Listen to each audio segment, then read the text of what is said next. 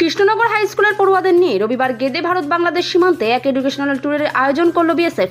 গেদে সীমান্তে বিএসএফ এর 32 নম্বর ব্যাটালিয়নের উদ্যোগে আয়োজিত এই এডুকেশনাল ট্যুরে অংশগ্রহণ করেন কৃষ্ণনগর হাই স্কুলের প্রায় 100 জন পড়ুয়া ও তাদের শিক্ষক শিক্ষিকারা।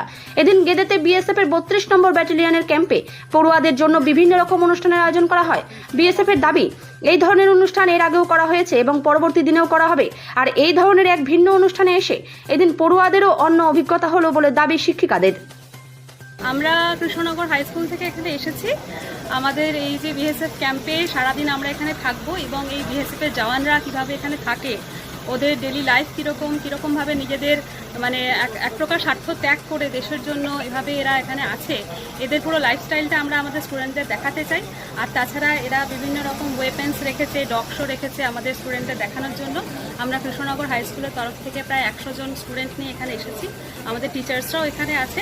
আমরা